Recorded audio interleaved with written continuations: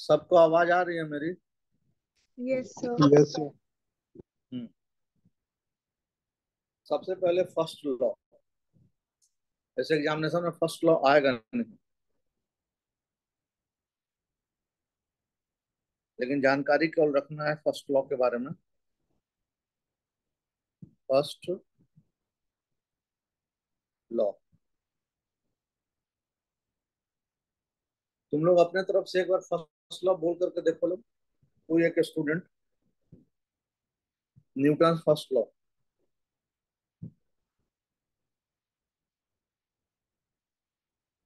चलो कोई बात नहीं, नहीं बोलना है तो हम लिखते हैं। A body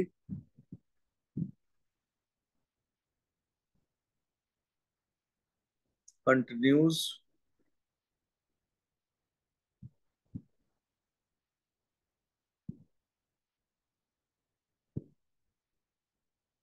the body continues to be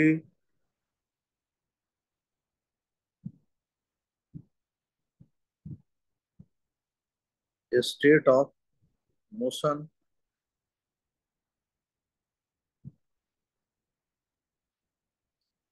a body continues to be a state of motion in a straight line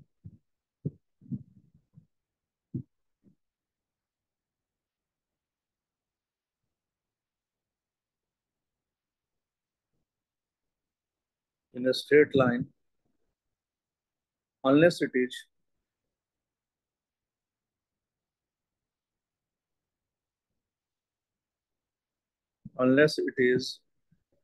acted upon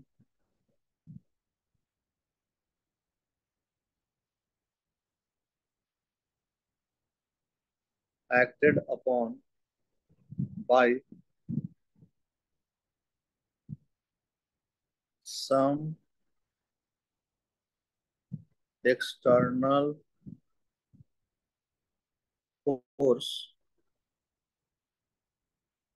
some external force to change the state.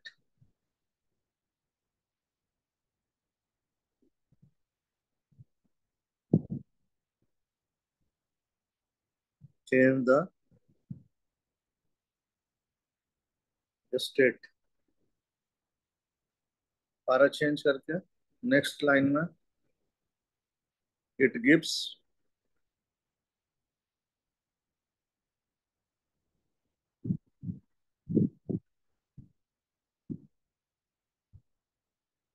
definition of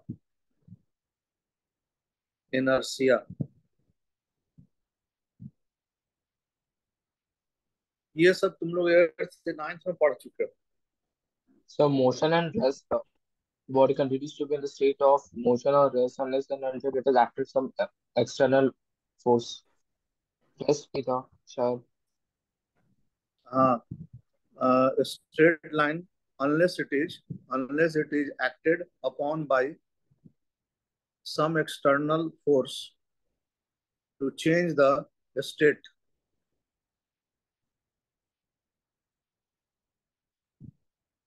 To change the state.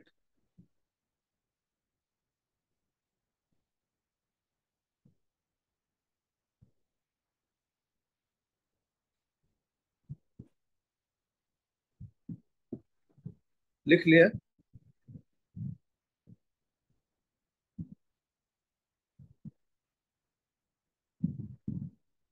लिख yes लिया? Sir. मतलब ये कह रहा है ना, ये कह रहा है कि अगर कोई मोशन स्ट्रेट लाइन में है तो वो स्ट्रेट लाइन में ही रहेगा, ठीक है?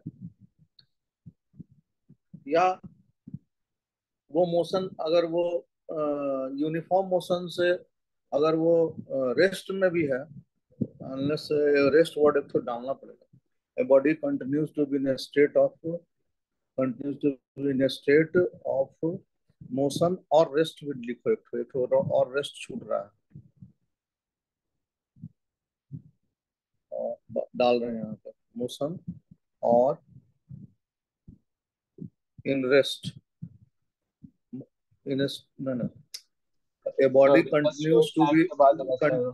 continues to be a state of motion, a state of rest यहाँ लिख दो, स्टेट ऑफ रेस्ट, यहाँ रेस्ट डालो और यहाँ करके और इन इसको हटा दो, यहाँ इसको हटा दो और इन स्ट्रेट लाइन।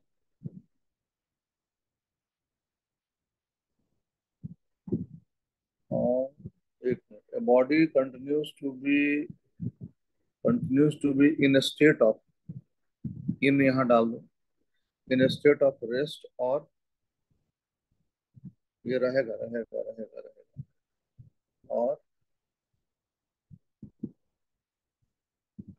और यहाँ इन डालो और यहाँ इन डालो, सेंटेंस गड़बड़ा रहा था, और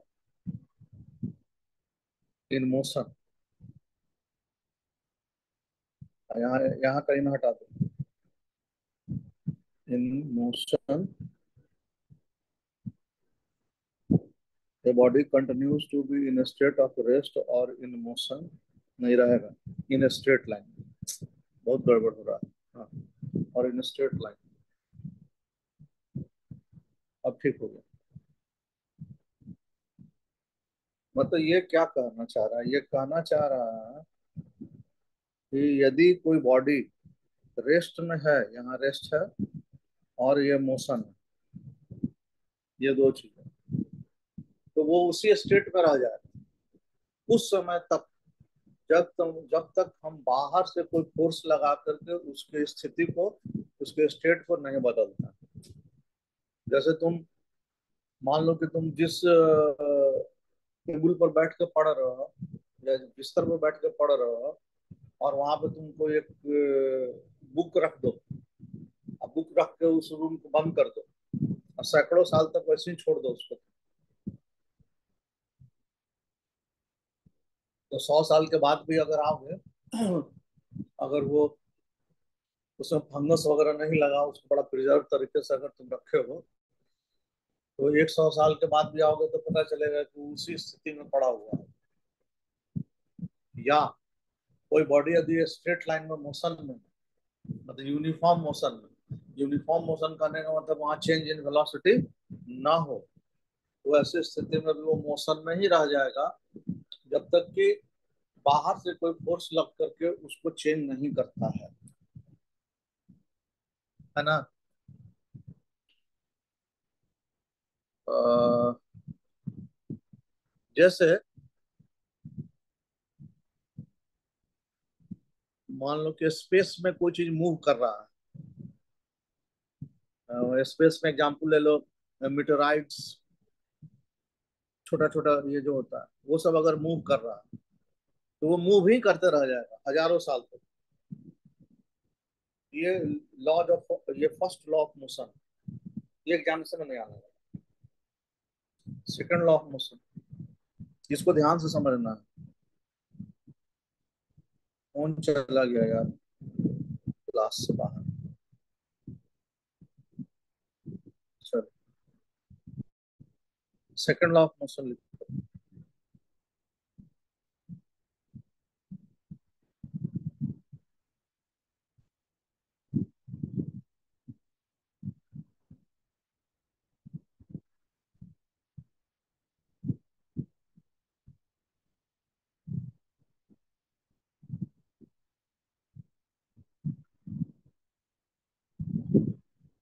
सेकंड लॉ,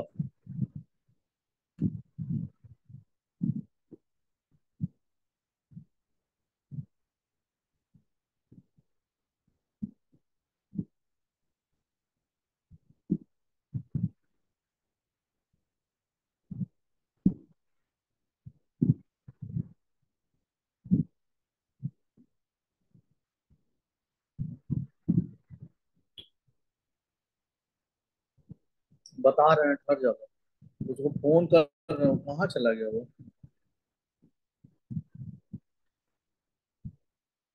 वो नहीं है, अदिति और जानवी दोनों आदमी है और वो नहीं है।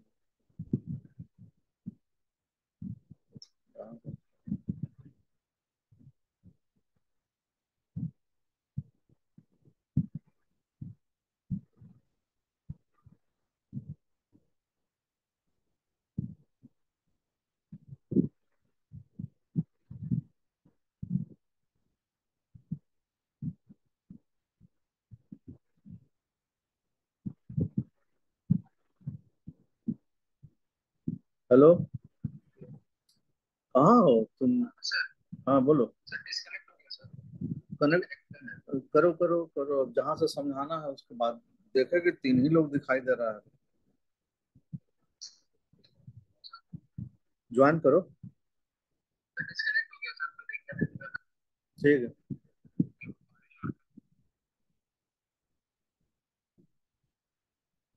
तब तक हम स्टेटमेंट लिखते हैं, स्टेटमेंट नोट कर लो। The rate of change of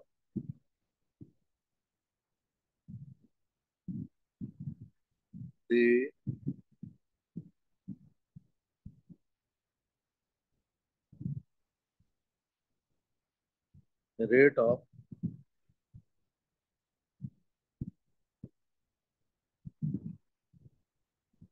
the rate of change of linear momentum, linear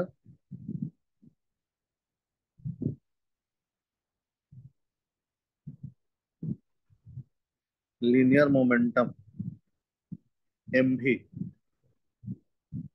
of a body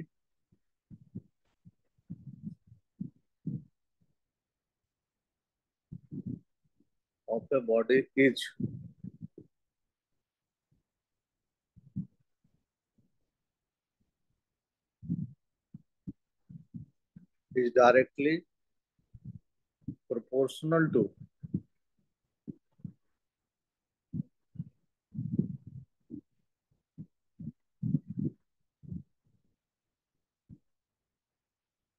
is directly proportional to net external force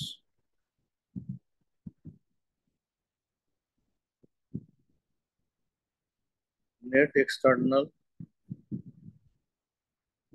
force applied on the body,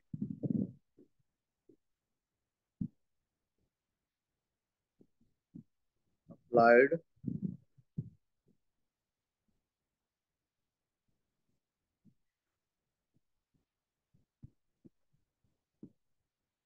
on the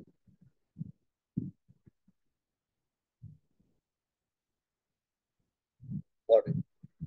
ये जो second law है, ये important है, ये important है।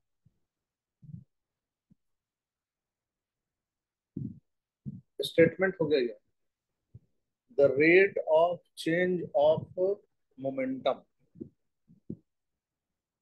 the rate of change of momentum।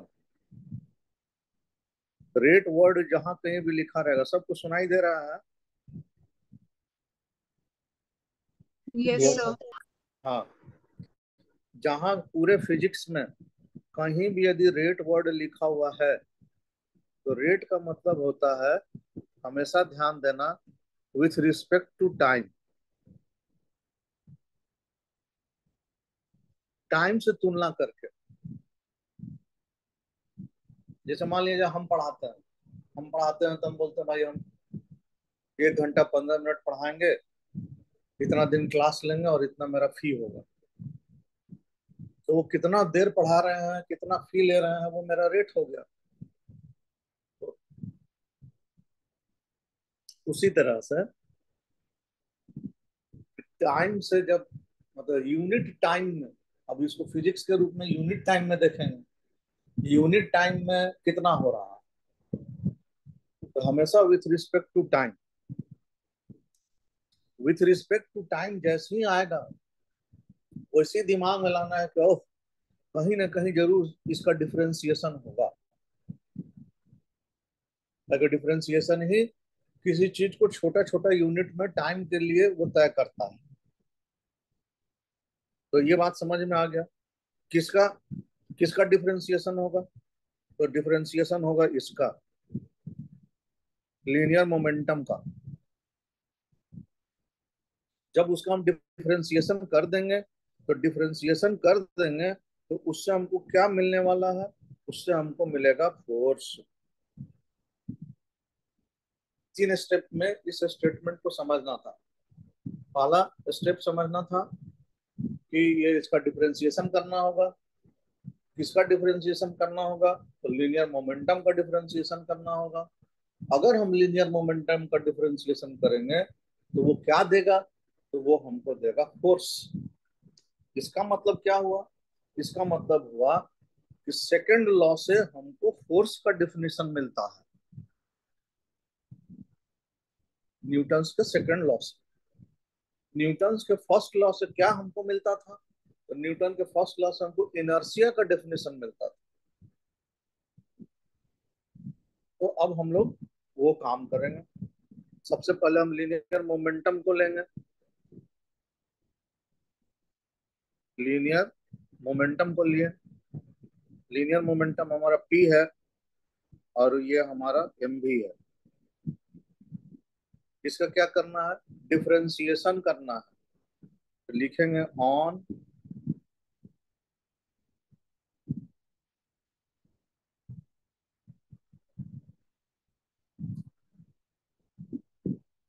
On differentiation with respect to time. Differentiation का formula पढ़ाते समय में पहले क्लास में हम लोग बहुत इसके बारे में बात किए हैं। तो हम डी बाई डी टी लगा देंगे। पी, यहाँ भी क्या लगा देंगे? D by D T M भी। ये भी हम बताए हैं कि जो भी चीज कांस्टेंट होता है वो कांस्टेंट डिफरेंशिएशन का जो डी बाई डी टी या डी बाई डी एक्स था उसको क्या करता है? जंप लगाता है। ये क्या करेगा? यहाँ ऐसे जंप लगा के बाहर निकल जाएगा। M D by D T भी एम। अब तुम लोग को पहले से पता है कि वेलोसिटी का डिफरेंशिएशन जब हम करते थे डीवी बाई डी टी तो क्या देता था? वेलोसिटी का डिफरेंशिएशन करते थे तो क्या मिलता था हम लोगों को? एक्सेलरेशन। एक्सेलरेशन मिलता था। तो अब ये यहाँ से लेके यहाँ तक का जो पार्ट है, यहाँ से लेके यहाँ तक का जो पार्ट है, इतना पार्ट वो हमको क्या दे देगा? एक्सेलरेशन दे देगा। तो इसका मतलब ये हुआ कि यहाँ इस साइड में कितना आया? इस साइड में आया DP by D T. DP by D T मतलब dp by dt the linear momentum is directly proportional to the net external force। ये हमारा f दे दिया। m में क्या देता है? f देता है। और ये हमारा dp by dt हो गया।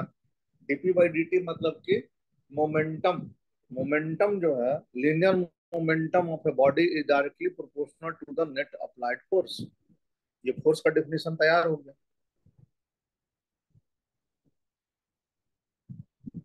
यहाँ तक समझने में किसी को कोई दिक्कत है? No sir. तो ये एकदम याद रखना है कि differentiation of momentum gives definition of force.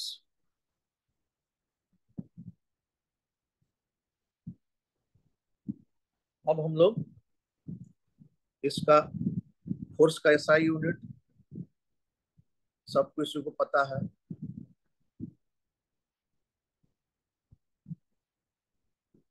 SI unit of force Newton.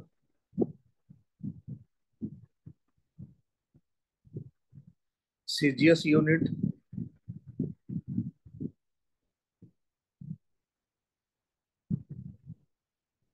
Of force dyne. दोनों के बीच में रिलेशन क्या? 1 newton is equal to 10⁵ dyne. ये सब जानकारी हम लोगों को अपने दिमाग में बैठा करके रखना।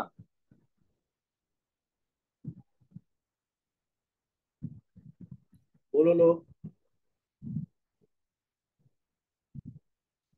चारों तीनों जो तुम लोग जो भी यहाँ क्लास कर रहे हो लोग, सब कुछ बोलो कि यहाँ तक एकदम ठीक है सर, तो फिर हम आगे चल रहे हैं। ठीक है सर। ठीक है सर। अदिति बोल दी, वो जानवी। ठीक है सर। हाँ सर। हाँ, बोलते रहो लोग। अब इसके बाद वो जो चीज समझाने जा रहे हैं, उससे एक क्वेश्चन तुम्हारे स्कूल एग्जामिनेशन में रहेगा ही रहेगा,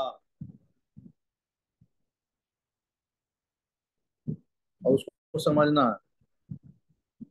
हेडिंग हेडिंग दिलाएगा, motion of A connected bodies.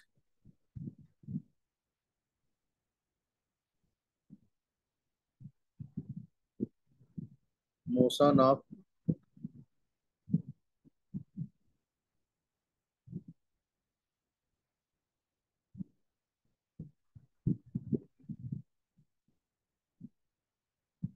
Motion of connected bodies.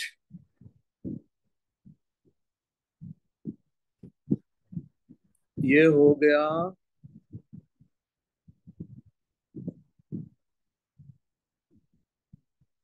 पहला, समझा रहे हैं। ये पुली लग गया यहाँ पे। अब पुली से ये एक स्ट्रिंग हो गया, लाल कलर का स्ट्रिंग, जो ऐसे पुली से ऐसे होते हुए ऐसे आ गया। और इस स्ट्रिंग में ये हरा रंग का बॉडी लगा दिए।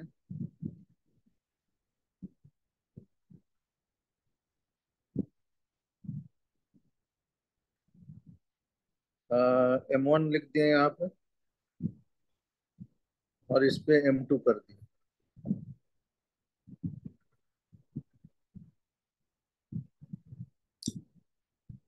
अब क्या है कि जैसे तुम यहाँ बैठ के पढ़ रहे हो, तो तुम अपना वजन जो है नीचे की तरफ लगा रहे हो। वजन मतलब वेट, वेट का मतलब होता है mg। तो mg तुम्हारा नीचे लग रहा है, तुम्हारा mg ऊपर नहीं लग रहा है। कुर्सी पर बैठे होगे तो कुर्सी दब रहा होगा, बिस्तर पर बैठे होगे तो बिस्तर दब रहा होगा। जहां भी बैठे होगे वहां पर वो चीज तुम दबा रहे हो ऊपर से। तो यहाँ पर भी जो वेट होगा, ये वेट हमेशा नीचे की तरफ में लगेगा, इस तरह से। M1G। इसका भी वेट किधर लगेगा, नीचे की तरफ में लगेगा, M2G। पहला बात ये होगी, वजन नीचे की तरफ में, जिधर भी रहेगा बॉडी जहां भी रखा रहेगा, वजन नीचे की तरफ में लगेगा। चलो थोड़ा देर के लिए मान लेते हैं कि M1 का वैल्यू M2 से बड़ा है, देखने में भी M1 बड़ा है, ये बड़ा है। अब ये जो तुम स्ट्रिंग देख रहे हो, हम स्ट्रिंग को बनाए हैं रेड कलर का। रेड कलर का बनाने का मतलब है कि एक ही स्ट्रिंग है जो दोनों बॉडी को कनेक्ट कर रहा है।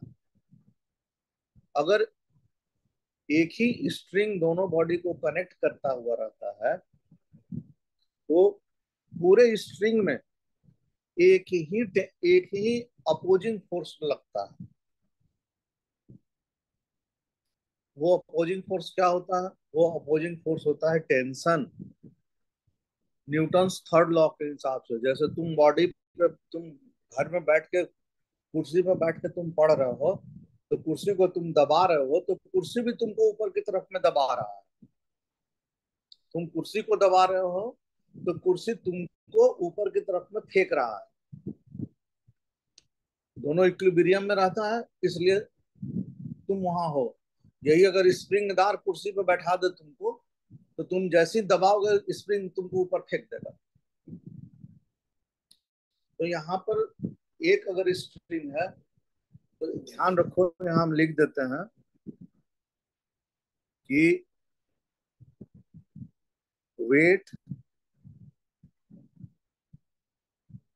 के अपोजिट टेंशन लगता है, टेंशन लगता है। इधर वेट लगता रहेगा, उसका अपोजिट टेंशन लगेगा। उसको हम बोलते हैं समझाने के लिए कि अवे फ्रॉम बॉडी। ये बड़ा स्टूडेंट लोगों को कंफ्यूजन कराता है कि किधर टेंशन लगेगा। एक स्लोगन हम बना दिए, अवे फ्रॉम बॉडी, बॉडी से दूर। तो बॉडी से दूर जो टेंशन लगेगा वो कैसे लगेगा? ये बॉडी हो गया, ये वाला बॉडी हो गया, ये वाला काला रंग कर दिए उसको। बॉडी से दूर, तो दूर किधर? वेट के अपोजिट, वेट के अपोजिट। वेट नीचे लग रहा है तो अपोजिट में लगेगा टेंशन। वेट नीचे लग रहा है, ये बॉडी का भी वेट जो है, ये M2G नीचे लग रहा है, तो इसका भी टेंशन अपोजिट लगेगा। और स्ट्रिंग यदि सेम है, यहाँ लिख देते हैं, और सेम स्ट्रिंग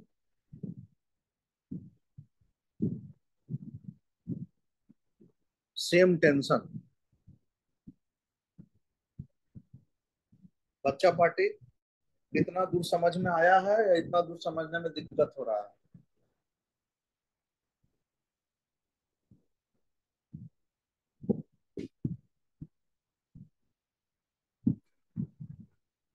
इतना दूर समझ में आया है, इतना दूर समझने में दिक्कत हो रहा है?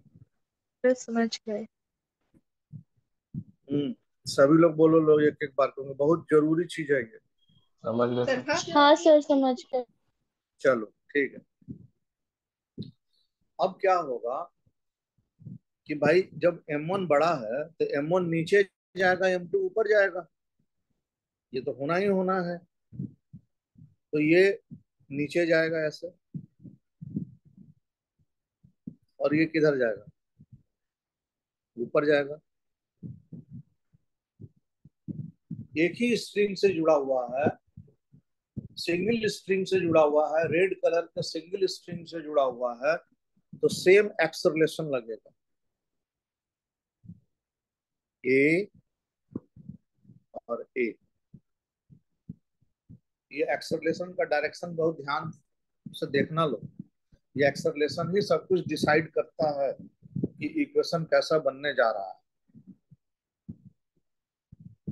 अब इसके बाद जो नेक्स्ट स्टेप होता है समझने के लिए, वो ये होता है जिसको कि हम बोलते हैं FBD, free body diagram.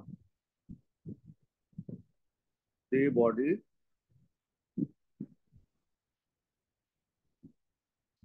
Free body diagram. Free body diagram में क्या करते हैं? फ्री बॉडी डायग्राम वर्ड है, तो इसमें केवल बॉडी को पकड़ते हैं बस, बाकी को दिमाग से निकाल देते हैं। तो इसमें बॉडी क्या क्या है भाई?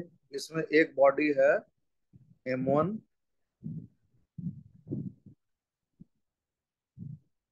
दूसरा बॉडी है M2। M1 M2, इसमें नीचे की तरफ में M1G लग रहा है, अपोजिट डायरेक्शन में टेंशन लग रहा है, और ए एक्सेलरेशन नीचे लग रहा है।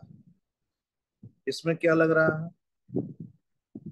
M2G नीचे लग रहा है, अपोजिट डायरेक्शन में टेंशन लग रहा है, और इसका ए जो है ऊपर जा रहा है। इसको बोला जाता है फ्री बॉडी डायग्राम। बाकी को भूल गए, पुली नहीं है, पुली में कुछ, पुली के बारे में नहीं सोचेंगे, स्ट्रिंग के बारे में नहीं सोचेंगे, कुछ नहीं सोचेंगे। केवल हम दो बॉडी को लेंगे और दोनों बॉडी में जो जो फोर्सेज लग रहा है उस फोर्सेज के बारे में कल बात करेंगे।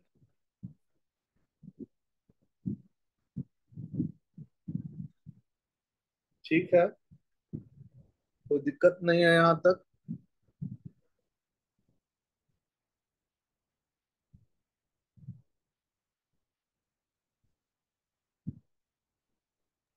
No sir. अब हमारा, हाँ बोलो, बोलो।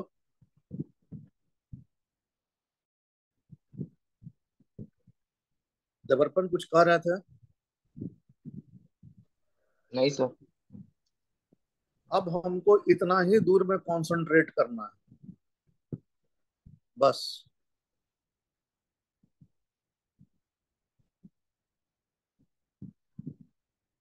इतना ही दूर में हम लोग को कंसंट्रेट, इसको समझना, इसको रटना नहीं। अब ये समझना है यहाँ पे कि पहले तुम बताओगे लोग, तुम लोग उधर से सब कुछ जवाब दोगे तो उसके बाद आगे बताएंगे। मान लिया जाए एक बॉडी यहाँ है, नीचे में 12 न्यूटन लग रहा है, ऊपर में 10 न्यूटन लग रहा है, तो बॉडी नीचे जाएगा कि ऊपर जाएगा?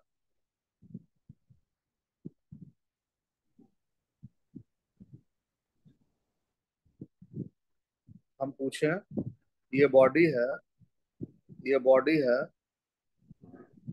इस बॉडी में नीचे में 12 न्यूटन लग रहा है, उसके अपोजिट डायरेक्शन में 10 न्यूटन लग रहा है, ये बॉडी नीचे जाएगा कि ऊपर जाएगा?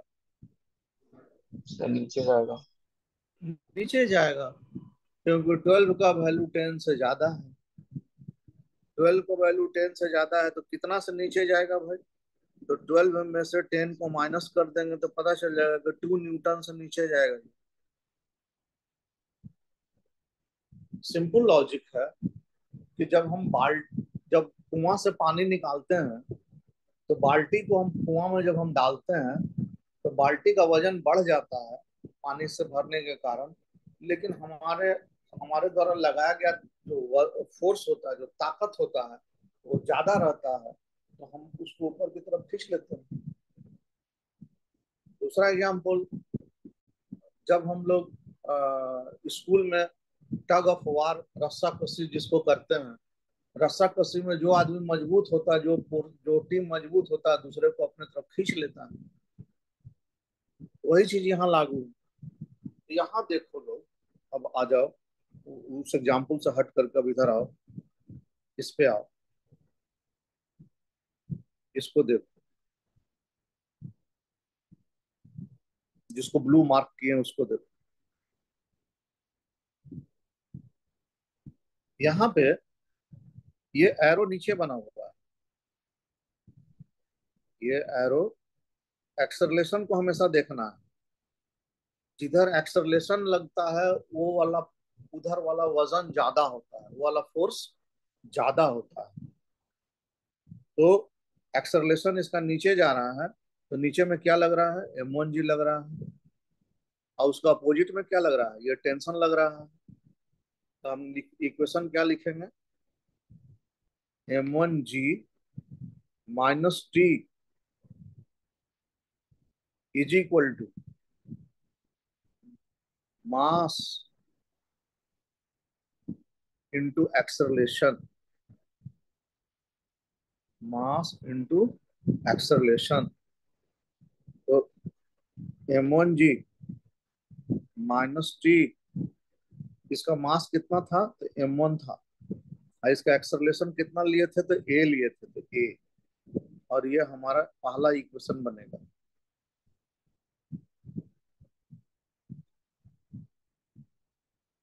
अब हम लोग आ जाएंगे दूसरा वाले पे, इस पे आएंगे, जिसको काला से मार्क कर रहे हैं। इसमें एक्सरलेशन देखो ऊपर की तरफ में, ये ऊपर की तरफ में, तो ऊपर की तरफ में क्या लग रहा है? ये टी लग रहा है, यहाँ पे ये टी लग रहा है। हम क्या लिखेंगे? T minus M2G is equal to mass into acceleration. T minus M2G, mass कितना है इसका? M2, एक्सरलेशन कितना है? A। ये इक्वेशन नंबर 2 बना।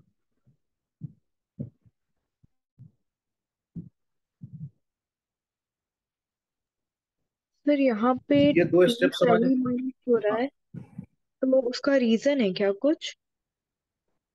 क्या? सर पहले वाले इक्वेशन में बाद में माइनस हो रहा है और सेकंड वाले इक्वेशन में टी पहले माइनस हो रहा है, तो उसका कोई रीजन है? हाँ हाँ है। ये बॉडी, वो ये ये बॉडी जो M1 वाला बॉडी है उसका, ये देखो ब्लैक वाला से मार्क लिख रहे हैं, ये देखो ये एक किधर जा रहा है, नीचे जा रहा है। Yes sir. इसका मतलब कि ये वाला जो वैल्यू है M1 का, जो वैल्यू है M1G का वैल्यू, ऊपर में लगने वाला जो जो T है ना, ये वाला इससे ज्यादा है। तो हमेशा ज्यादा में से कम को माइनस किया जाता है। हाँ सर। हमेशा ज्यादा में से कम को माइनस करते हैं। अब दूसरा केस में, यहाँ देखो, दूसरा केस को हम ग्रीन कलर से मार्क करके दिखा रहे हैं, ये वाला, ये वाला। इसमें देखो ये ए किधर जा रहा है, ये ए ऊपर एरो किधर बना हुआ है, ए का ऊपर बना हुआ है। तो ऊपर बनने का मतलब है कि ये जो टेंशन है, ये वाला टेंशन, ये वाला टेंशन, ये वाला, इस टेंशन का वैल्यू इस M2G से क्या है, ज्यादा है। तो ज्यादा से कम को माइनस करता है। Okay sir. ध्यान रखना, ज्यादा माइनस कम, ज्यादा फोर्स में से ज्यादा फोर्स में से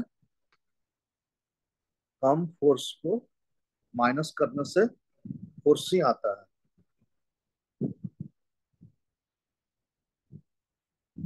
इसीलिए एक्सेलरेशन का जो डायरेक्शन है, उस डायरेक्शन को बहुत ध्यान से देखना है। तो वो एक्सेलरेशन किधर जा रहा है, जिधर एक्सेलरेशन जाता रहेगा उसके तरफ लगने वाला फोर्स का वैल्यू उसके अपोजिट डायरेक्शन में लगने वाले फोर्स से हमेशा ज्यादा रहेगा। क्लियर हो गया? कोई डाउट है किसी को? No sir.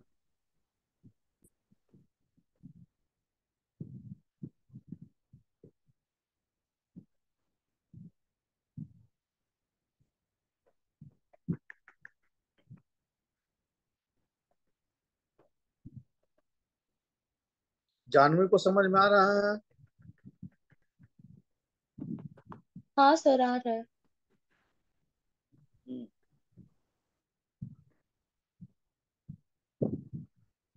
अब ये दोनों इक्वेशन को यूज करेंगे। इक्वेशन नंबर 1, इसको, इसको और इसको हम क्या करेंगे, टेंशन को कैंसिल कराएंगे, 1+2 करेंगे, 1+2 लिख के कर देते हैं नीचे में जानबूझ के, ताकि सामने सामने तुम लोग को नजर आए।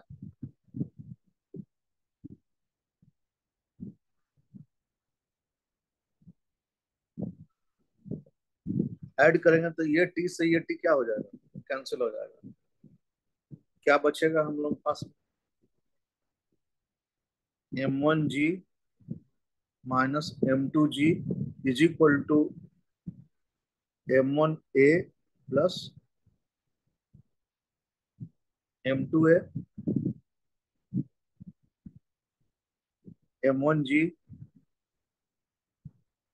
ए कॉमन ले लेना, M1 प्लस M2, ए यही रह जाएगा, M1G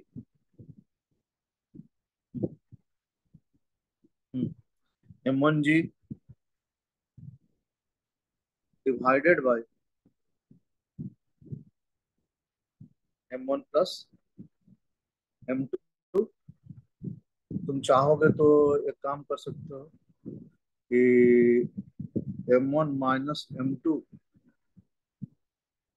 G divided by M1 plus M2 is equal to a. ये तुम्हारा ये फाइनल ए निकल गया।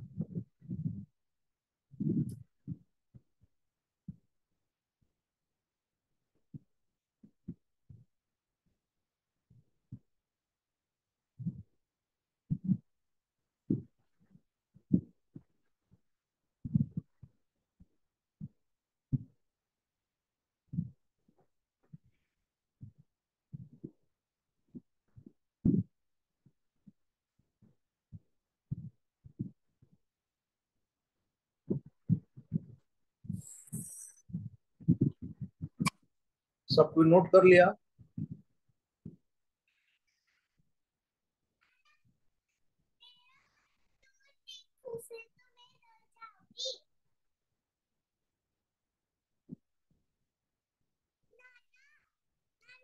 यस।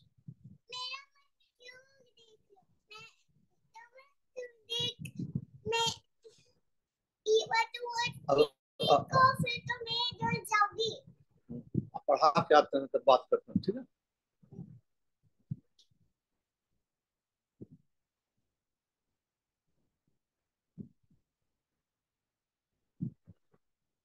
अभी पढ़ा रहे हैं ना, पढ़ाने दो, उसके बाद तुमसे बात करेंगे, ठीक है? ओके। हाँ, नोट कर लिए लोग? Yes sir. हाँ। अब देखो, ये तो ये समझने वाला चीज था, ये रटने वाला चीज नहीं था। अब अब इस ए का वैल्यू किसी भी इक्वेशन में ले जाकर डालोगे तो टी निकल जाएगा। पुटिंग ए इन इक्वेशन 1 में डाल दो, ये हमारा 1 था, यहाँ ले जाकर डाल दो, तो m1g minus T is equal to m1, A की जगह पर ये हमारा जो तुम निकाले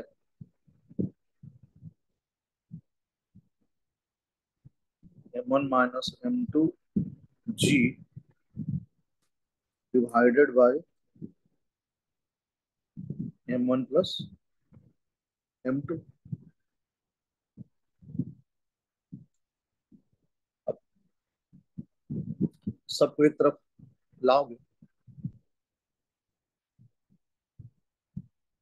m1g minus m1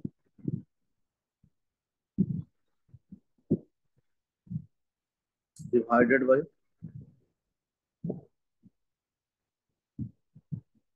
m1 plus m2 जी।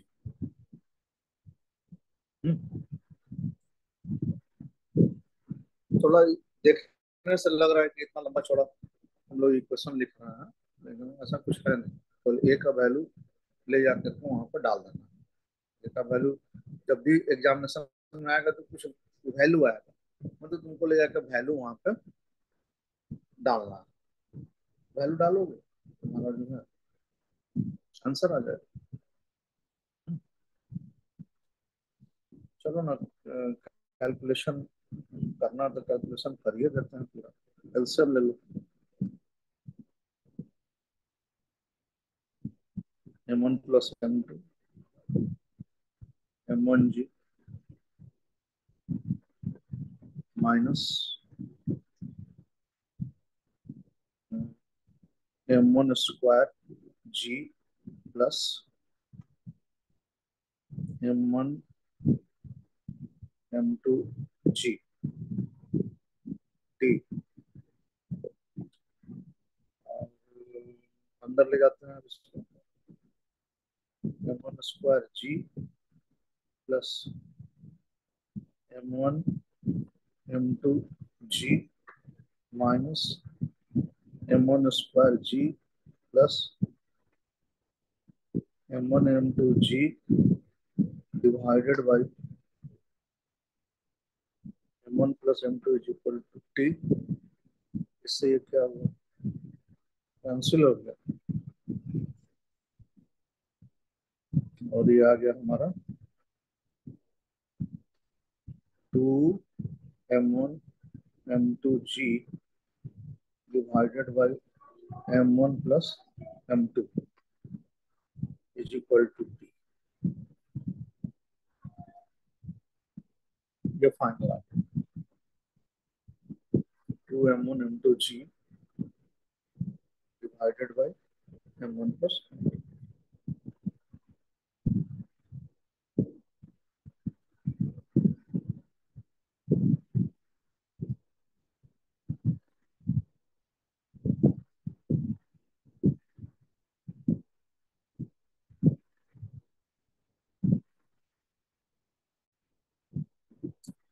हो गया।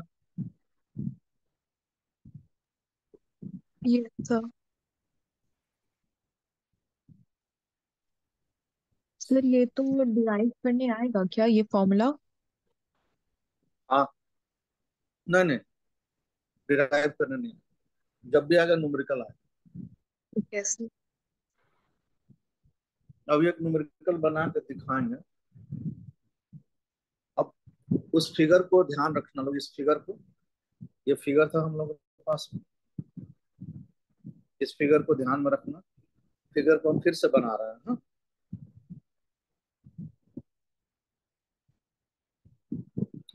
हम लोग का फिगर था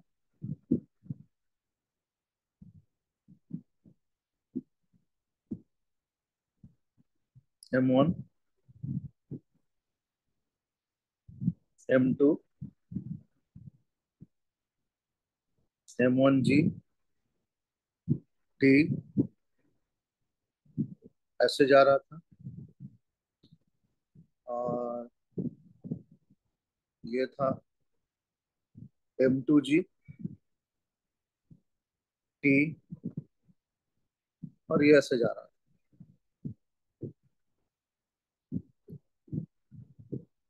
मतलब हमको ध्यान क्या देना था, हमको ध्यान इस पे देना है ना, सबसे ज्यादा हम बात बात बोल रहे हैं किस पे ध्यान देना है। बोले कि सबसे ज्यादा ध्यान हम लोग को देना है ए पे। बार बार हम बोल रहे हैं ना, बार बार हम इम्फेसिस किस पे दे रहे हैं, हम बार बार इम्फेसिस दे रहे हैं कि हमको सबसे ज्यादा ध्यान देना है ए पे। तो देखो, ये ये डिराइविंग फोर्स ये नीचे की तरफ में खींच रहा है ना, ये डिराइविंग फोर्स ये है।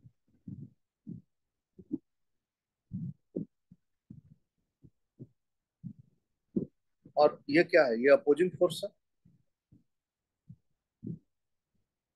भाई ये नीचे जा रहा है, ये बॉडी नीचे जा रहा है और ये बॉडी ऊपर जा रहा है, ये अपोज कर रहा होगा। इसका शॉर्ट शॉर्ट ट्रिक है,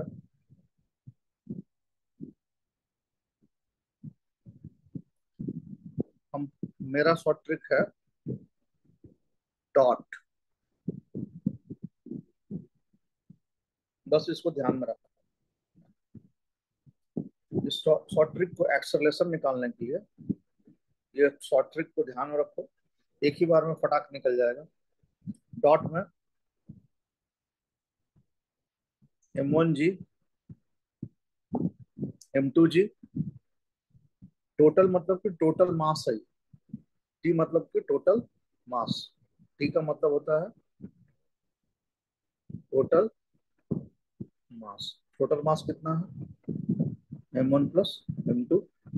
एक बार में तुम इस फार्मूला को यूज कर सकते हो, डॉट। देख लो यही आया होगा, ये देखो, यहाँ देखा आया है ना यही। M1 माइनस M2G, हम क्या लिखे, वही लिखे, M1 माइनस M2G। और फिर नीचे में क्या लिखे, टोटल M1 प्लस M2 लिखे। तो ये बड़ा यूजफुल फार्मूला है तुरंत सॉल्व करने के लिए। लेकिन जैसे कहावत है ना कि डिसिप्लिन तोड़ने के लिए डिसिप्लिन आना चाहिए। जो डिसिप्लिन का नियम जानता है वही डिसिप्लिन को तोड़ सकता है। तो जो डिराइव करने जाएगा उसी को शॉर्टकट भी जानना चाहिए ना, तो शॉर्टकट पे ही ध्यान नहीं रखना चाहिए। ओके, कोई दिक्कत? No sir. अच्छा, अब हम तुम लोग को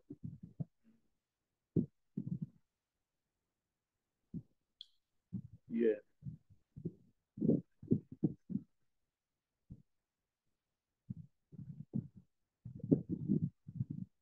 हाँ, टेंशन के लिए भी हम एक शॉर्टकट अपना तुमको सिखाने की कोशिश करते हैं। टेंशन शॉर्टकट,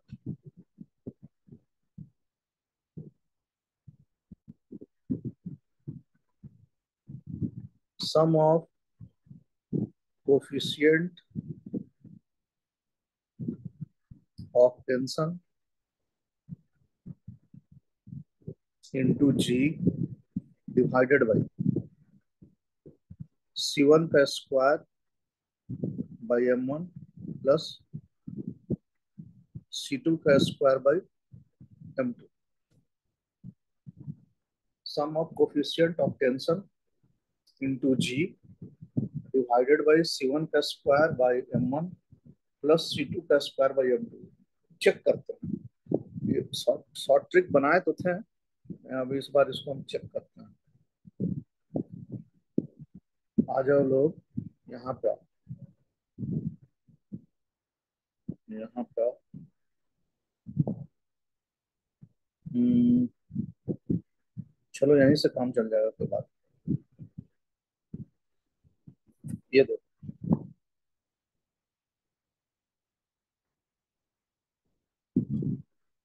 सम, ये फॉर्मूला क्या बना है, थोड़ा छोटा करते हैं ना। हम फॉर्मूला बनाया sum of coefficient of tension. इसमें टेंशन का डायरेक्शन वगैरह कुछ नहीं देखना है। Sum of coefficient of tension, tension एक यहाँ है, एक टेंशन यहाँ है, एक टेंशन यहाँ है। टेंशन अकेला है, अकेला करने का मतलब केवल टी लिखा हुआ है, केवल टी लिखा हुआ है। इसका कोफिशिएंट कितना होगा, 1। इसका कोफिशिएंट कितना होगा, 1। अगर यहाँ पर 2t लिखा रहता तब इसका कोफिशिएंट कितना होता, 2। तो इस फार्मूला को लगाएंगे तो sum of coefficient 1 plus 1 into ji divided by C1 का स्क्वायर। C1 मतलब कोफिशिएंट का स्क्वायर, तो कोफिशिएंट कितना था, 1 बाई मास कितना है, M1। दूसरा कोफिशिएंट कितना है, वो भी 1 ही है, बाई M2। आया कितना, 2G divided by 1 by M1 plus 1 by M2। LCM ले लो, 2G M2 plus M1 by M1 into M2। ये ऊपर चला गया, 2 M1 M2 into ji divided by बचा कितना, M2 प्लस M1। टेंशन, ये फॉर्मूला निकला हमारा 2 M1 M2 G divided by M1 plus M2। अब चेक करते हैं, इसको चेक करते हैं। देखो ये वाला देखो, देखे ये नजर आ रहा है, 2 M1 M2 G divided by M1 plus M2। ये भी आया वही, 2 M1 M2 G divided by M1 plus M2। कैसा लगा,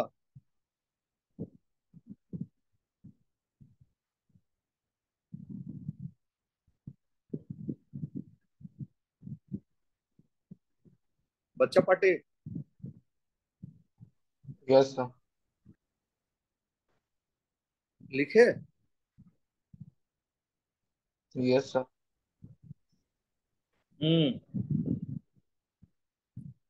अदिति, जानवी, यस सर, लिखती हूँ।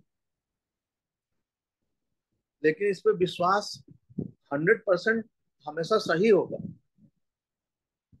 लेकिन इसका मतलब ये नहीं है कि इसी प्रोसेस से सब क्वेश्चन बनाने लगेंगे ट्रिक लगा लगा कर।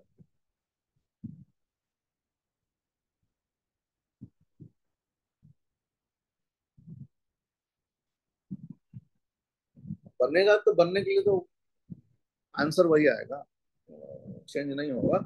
लेकिन प्रोसेस से पहले बनाना, आप बनाने के बाद ठीक है ऑब्जेक्टिव क्वेश्चन आएगा तो ऐसे बना देना। जब तुम्हारा या समय कम रहेगा तो बना देना, न्यूमेरिकल है तो। अब ये वाला फार्मूला तुम अगर यूज करोगे, ये फार्मूला अगर तुम यूज करोगे, एक, ये फार्मूला अगर तुम यूज करोगे तो तुम्हारे स्कूल के टीचर तो यही ना हो जाएंगे, हम पागल होकर के घूमने लगेंगे इधर से उधर। या ये वाला फार्मूला तुम यूज करोगे तो एकदम बिल्कुल ही हो जाएंगे, नाराज हो जाएंगे वो लोग। ये वाला फार्मूला जब हम यूट्यूब में डाले से आज से 2 साल पहले, ये फार्मूला ये फार्मूला जब हम यूट्यूब में डाले थे तो उसका 17,000 व्यू आया था। क्या कि इसके पहले ऐसा फार्मूला कोई बनाया ही नहीं था।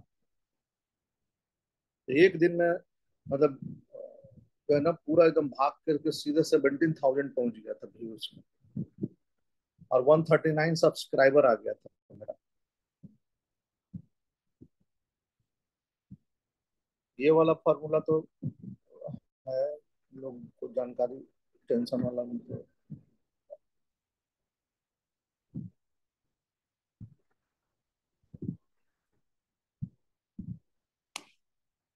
चलो आज कैसा रहा तुम लोग का 15 अगस्त, independence day?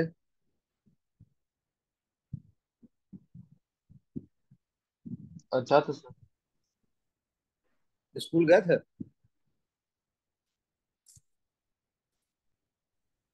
Yes sir. Okay.